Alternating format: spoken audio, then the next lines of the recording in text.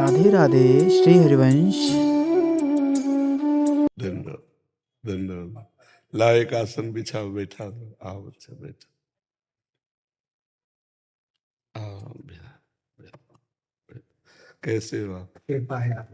बैठ जाओ, आसन में बैठ जाओ। इनको चुनरी पहनाओ, इनको दुपट्टा लाओ, इनको भी दुपट्टा लाओ। पूज्य गुरुदेव भगवान, अभी भगवान श्रीमन नारायण की प्राण प्रतिष्ठा हो रही है 7 से 10 फरवरी। अच्छा, गौरी गोपाल में। अच्छा। श्री चरणाम। कौन से ठाकुर विराजमान? भगवान श्रीमन नारायण, भगवान श्री सीताराम चंद्र। अच्छा, कोई ठाकुर जी विराजेंगे।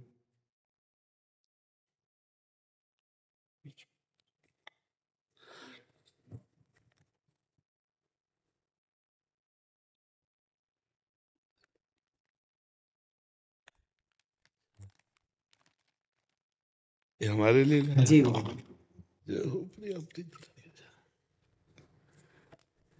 श्री जी को पहले अर्पित कर देना, जा करके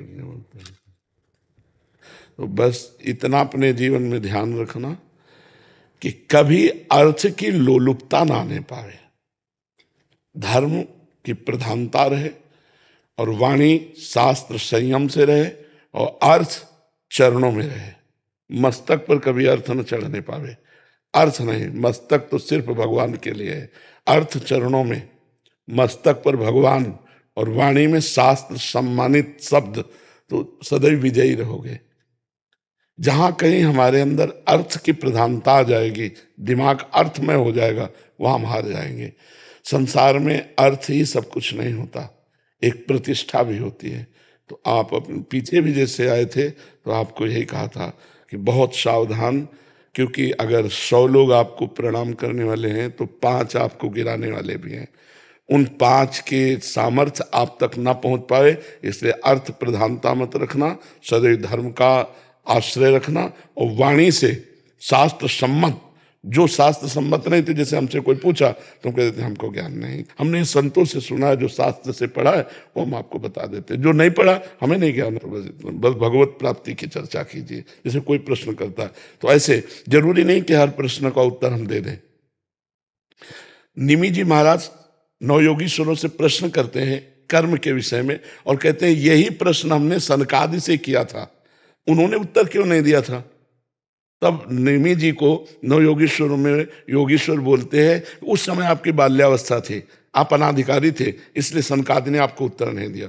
तो जरूरी नहीं कि अनाधिकारी को उत्तर दिया जाए। अगर अनाधिकारी है तो मौन, हम असमर्थ हैं आपके प्रश्न के उत्तर। दूसरा प्रश्न कीजिए। कहीं भी निमंत्रण हो, कहीं भी आपको बुलावा हो, पहले देखो कि मुझे यहाँ जाने से धर्म प्रतिष्ठा इस पे आँच तो नहीं आएगी। अगर आँच आ रही तो बिल्कुल ना। अगर हमारे धर्म की प्रतिष्ठा हो रही है और हमारे समाज इस बात को प्रशंसा करेगी तो हम जाएंगे, अन्यथा नहीं जाएंगे। ये जीवन में आप कोई सहयोगी नहीं है आपका, भगवान के सिवा कोई सहयोगी नहीं है। जिसको तुम सहयोगी मानोगे वही तुम्हारी जड़ काटने की चेष्टा करेगा। तुमको अपने पैरों के बल खड़ा होना है, भगवान के बल से। हमारी बात एक एक सूत्र समझ लो। प्रश्न का उत्तर वही दो, अधिकार के अनुसार, जानकारी के अनुसार। वो अधिकारी होना चाहिए, आपको जानकारी होनी चाहिए। आप वहीं जाइए जहां आपकी प्रतिष्ठा, आपके धर्म की प्रतिष्ठा में आँच ना आवे। अर्थ उतना भावना कीजिए जितने से सेवा सामग्री सब सुरक्षित चलती रहे, वो भगवान देते रहते हैं। उसके लिए ऐसे करने की जरूरत नहीं। अगर हमारी सात्विक प्रवृत्ति से यश प्रवृत्ति बढ़ रही तो कोई हानि की बात नहीं, लेकिन यदि वो थोड़ा भी गिर करके बढ़ रहा है यश, तो वो यश सम्माननीय नहीं होता। साधु सभा में यश वही सम्माननीय होता है जो धर्म के अनुसार और गौरव के अनुसार बढ़ता है। तो आप गौरववान बनिए और धर्मनिष्ठ बनिए, जो आपके जीवन को आगे और प्रकाशित करे। कोई सहयोगी नहीं, पहला शब्द याद कर लो। जिसे तुम सहयोगी समझ रहे हो वही तुम्हें नीचा दिखाने की कोशिश करेगा।